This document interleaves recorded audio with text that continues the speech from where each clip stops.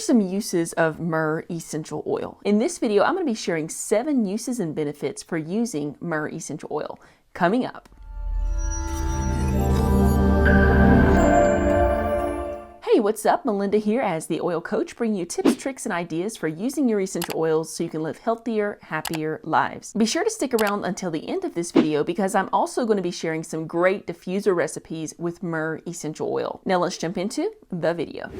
So our first use of myrrh essential oil is for helping with fine lines and wrinkles. To apply the myrrh for wrinkles, you would simply massage the oil into the areas of concern. Our second use of myrrh essential oil is for gum health. For this, you would apply 1 to 2 drops to your gums or swish with water as a mouth rinse to soothe and help repair the gums. Now I have 5 more great uses of myrrh to share with you, but it's very important to point out that the quality of the myrrh essential oil that you're using is very important, especially if you're going to be taking it internally. A lot of essential oils say to not ingest the essential oil internally, so you want to make sure that the brand that you are using is safe and actually recommended to take internally. I personally take essential oils internally a lot, but I've done a lot of research on the purity of oils and I really encourage you to research it as well. And if you'd like to check out the oils that I personally use, or if you'd like to check out my masterclass where I touch on the purity of oils as well as the top 10 recommended oils, then check out the link in the description below. Okay, our third use of myrrh essential oil is thyroid support. For this, you would rub 1 to 2 drops right over your thyroid. Our fourth use of myrrh essential oil is for congestion and mucus. For this, you would apply 1 to 2 drops to your chest or diffuse the myrrh essential oil. And remember, at the end, I'll be sharing some great diffuser blends with myrrh as well. Use number 5 of myrrh essential oil is emotional support. When you're feeling anxious or having a down and out kind of day, inhale 1 to 2 drops of myrrh from your cupped hands or diffuse the myrrh essential oil. Our sixth use of myrrh essential oil is for wounds and skin issues. For this, you would apply 1 to 2 drops to the affected areas. Now, last but definitely not least for this video, myrrh essential oil is also an antifungal. So for nail fungus and fungal skin infections, apply 1 to 2 drops to the affected area. Now, I've linked up the myrrh oil that I personally use below this video, so if you'd like to check it out some more, feel free to do so. And like I mentioned, I also have a couple great diffuser recipes with myrrh essential oil to share with you. But if you are someone that likes to show off your love for essential oils, then check out the link below to my Etsy shop where I have an ever-growing selection of oily t-shirts and hoodies and other items that you can get for yourself or as a gift for your oily friends. Now, our first diffuser recipe is called Crabby No More. For this diffuser blend, you'll be using 5 drops of Roman chamomile,